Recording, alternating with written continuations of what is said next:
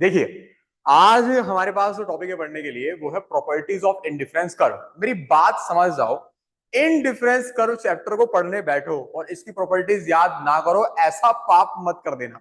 मैं अगर ये माइक्रो पहले की तरह बोर्ड में आ रही होती तो मैं आपको लिखवा देता कि बहुत इंपॉर्टेंट क्वेश्चन है, ये आएगा ही आएगा। अभी भी हर एक स्कूल में बता रहा हूं मैं कि प्रॉपर्टीज ऑफ इंडिफरेंस कर्व का बहुत इंपॉर्टेंट क्वेश्चन है, ये आएगा ही आएगा। ये तो मैं कह नहीं सकता, मैंने पेपर नहीं बनाया आप लोगों का, लेकिन मैं श्योर हूं कि ये क्वेश्चन ही एक ऐसा इंडिफरेंस का क्वेश्चन है जो सब टीचर्स पसंद भी करते हैं और देना भी चाहते हैं, क्योंकि नॉलेज भी बहुत है इस क्वेश्चन के अंदर। इसलिए प्रॉपर्टीज ऑफ इंडिफरेंस कर्व है क्या, देखिए मैं आपको एक एक करके प्रॉपर्टीज क्लियर करता हूं। नंबर वन प्रॉपर्टीज हमारे पास ये है इंडिफरेंस कर्व, जिसे हम आईसी बोलते हैं, ठीक है ना। Indifference curve convex to the point of origin, to the point of origin. तो ये बात आपको याद रखनी है कि इंडिफरेंस कर्व जब भी बनता है वो हमेशा ओरिजिन के पॉइंट पे कॉन्वेक्स ही होगा। बोलो मेरे बच्चे, क्या होगा? कॉन्वेक्स ही होगा। कॉन्वेक्स का मतलब क्या है भैया? देखो, ये मेरे पास वाई एक्सिस, ये मेरे पास एक्स एक्सिस, ठीक है।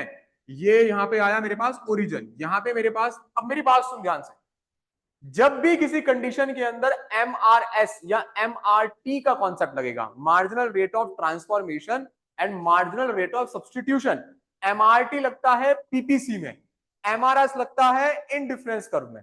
उसमें एक्स एक्सिस पे जो गुड्स आएगा वो गेन करने वाला गुड्स होगा, और वाई एक्सिस पे जो गुड्स आएगा वो सेक्रीफाइस करने वाला गुड्स होगा। अगर कोई टीचर ये कह दे कि एक्स एक्सिस और वाई एक्सिस पे कुछ मत लिखो, उन्हें कह दो मैम नमस्ते, सर नमस्ते, गेट वेल सून, जल्दी ठीक हो जाओ, ऐसे मत पढ़ाओ। हमें लिखना ही होता है एक्स एक्सिस और वाई एक्सिस पे क्या आ रहा है यार। समझ में आया? सुनो ध्यान से, यहाँ पे वो गुड्स आएगा जो गेन करता है। तो मैं सपोज करो, मैं देख रहा हूँ कि यहाँ पे गुड एक्स जो है वो गेन कर रहा है और यहाँ पे गुड वाई जो है वो सेक्रीफाइस कर रहा है। तो पहली प्रॉपर्टी ये बोलती है इंडिफरेंस कर्व की कि इंडिफरेंस कर्व हमेशा अपने ये ओरिजिन पॉइंट को कॉन्वेक्स होगा। क्या होगा? कॉन्वेक्स। ये पहला पॉइंट। अब आपसे पूछा जाए कॉन्वेक्स क्यों होगा, तो इस कॉन्वेक्स के लिए आपका बेटा जी जो रीजन है वो रीजन आपके पास है diminishing MRS. Diminishing MRS, MRS होता मार्जिनल रेट ऑफ सब्सटीट्यूशन। मतलब आप कितने पॉइंट से गेन कर रहे हो और उस गेन करने के लिए आप कितने पॉइंट सेक्रीफाइस कर रहे हो, इस गेन और सेक्रीफाइस का रेशियो एमआरएस है।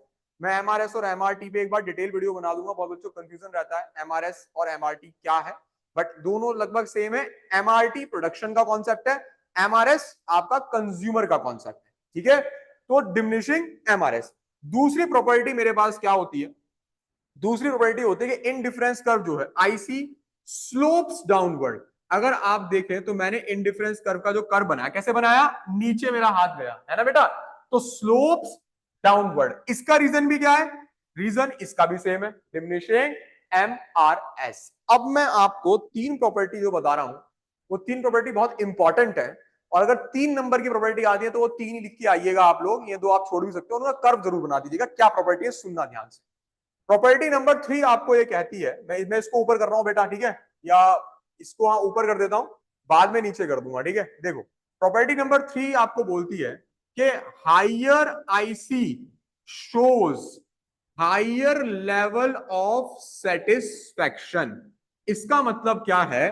इसका मतलब यह है कि अगर आप लोग एक कर्व के अंदर एक से ज्यादा आईसी बनाते हैं, देखो कैसे बनाते हैं। मैंने ये वाई एक्सिस को पुट किया, यहाँ पे एक्स एक्सिस को पुट किया, ये ओरिजिन डाला, यहाँ पे गुड एक्स आ रहा है, यहाँ पे गुड वाई आ रहा है। मैंने ये देखो क्या बनाया, मैंने यहां बनाया ये IC1, ठीक है बेटा।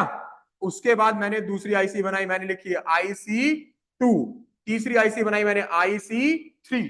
तो ये अब मुझे ये बता रहा है कि IC3 मुझे ज्यादा सेटिस्फाइड करेगा एज कंपेयर टू IC2, और IC2 ज्यादा सेटिस्फाइड करेगा एज कंपेयर टू IC1।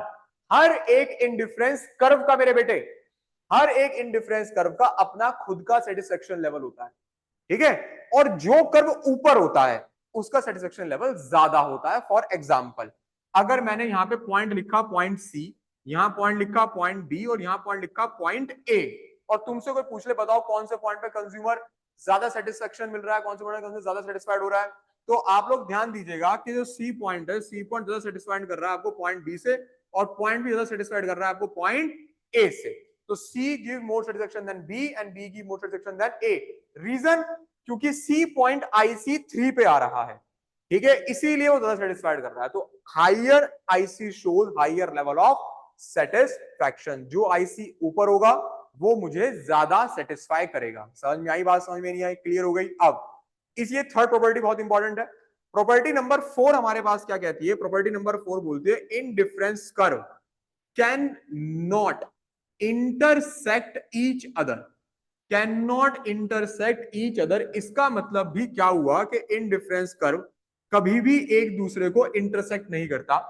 ये प्रॉपर्टी तुम्हें इस प्रॉपर्टी से भी सपोर्ट में निकल जाएगी। फॉर एग्जांपल इधर सुनिए, देखिए ये कह रहा है, ये रहा है आपको कि देखिए ये मेरे पास y एक्सिस है, ये मेरे पास x एक्सिस है, ये मेरे पास ओरिजिन आया, यहां मैंने गुड x को मार्क किया, यहां मैंने गुड y को मार्क किया।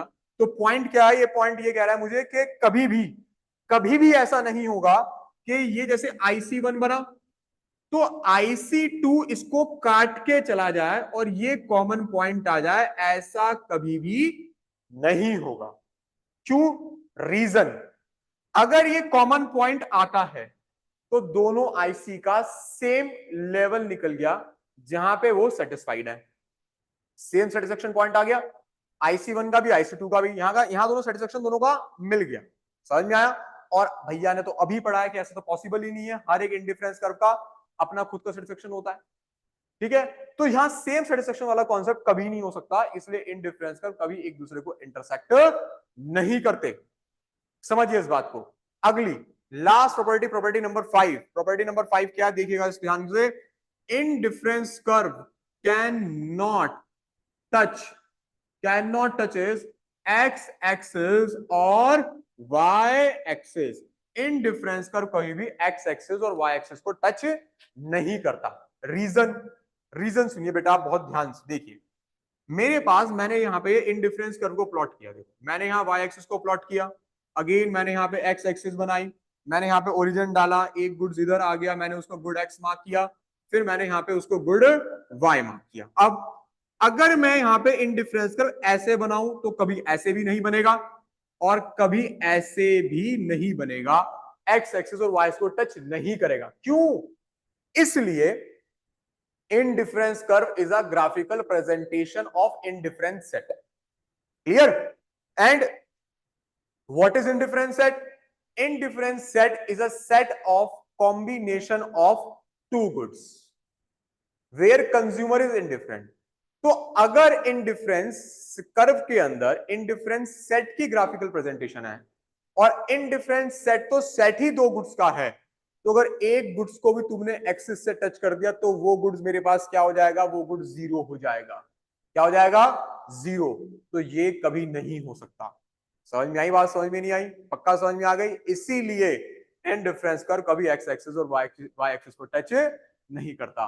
प्रॉपर्टीज इंपॉर्टेंट है, कर जाइएगा, अपना ध्यान रखिएगा और इस वीडियो को लाइक शेयर सब्सक्राइब पक्का कर दीजिए, क्योंकि मुझे बार बार बोलने में बिल्कुल दिक्कत नहीं होती, क्योंकि ऑब्जेक्टिव ही अलग है।